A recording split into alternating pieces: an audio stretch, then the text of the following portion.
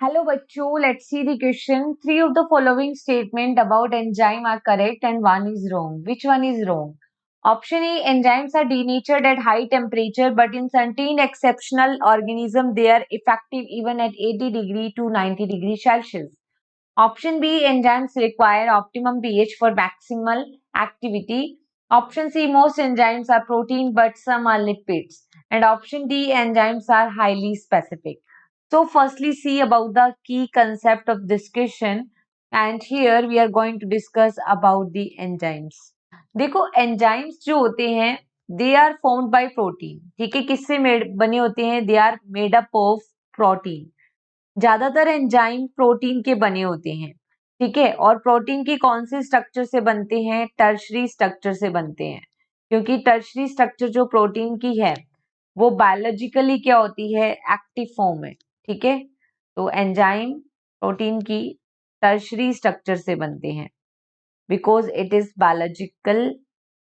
Biologically active form of enzyme, ठीक है। Biologically active form है प्रोटीन की, तो एंजाइम इससे बनते हैं। अगर हम बात करें जो कुछ एक्सेप्शनली एंजाइम्स होते हैं, अगर हम बात करें जैसे कि राइबोजाइम जो है मेड बाय आरएनए से बना हुआ एंजाइम है, ये प्रोटीन से नहीं बना, राइट। देखो जो एंजाइम है वो एक पार्टिकुलर पीएच पे काम करते हैं। एट लो टेम्परेचर, अगर लो टेम्परेचर दे दिया तो एंजाइम जो है वो इनएक्टिव हो जाते हैं। They are not active to do the function at low temperature.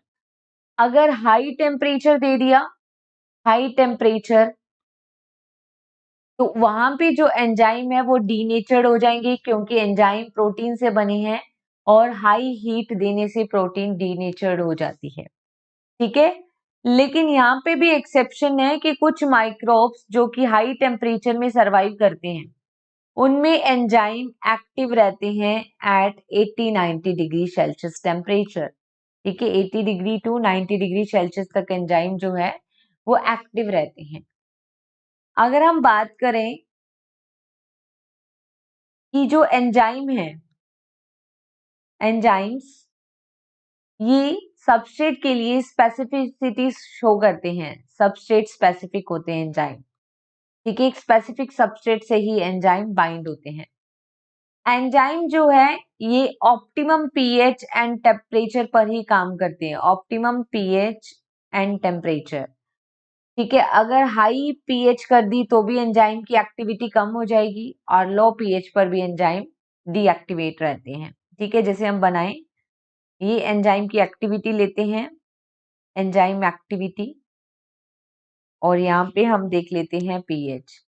जैसे जैसे पीएच बढ़ाएंगे इनिशियली तो एंजाइम की एक्टिविटी बढ़ेगी, एक टाइम के बाद एंजाइम की एक्टिविटी कम हो जाती है, तो एक ऑप्टिमम पीएच पे काम करते हैं।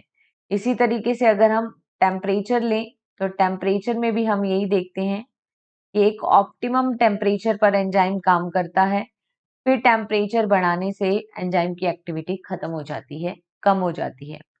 Now see the statements. इन्होंने कहा है कि एंजाइम हाई टेम्परेचर पर डीनेचर्ड हो जाती हैं, बिल्कुल सही, और कुछ में इफेक्टिव रहते हैं 80 टू 90 डिग्री सेल्सियस। एंजाइम के लिए ऑप्टिमम पीएच पर एक्टिविटी सही है, तो ये भी सही है। इन्होंने कहा है कि most enzymes are protein but some are lipid. No, some are not lipid, they are form by the RNA, right. और एंजाइम स्पेसिफिक होते हैं, ये भी ट्रू था। तो यहाँ पे जो wrong है one, that is only C. So here the finally correct answer is only option C. Hope you understood it well. Best of luck.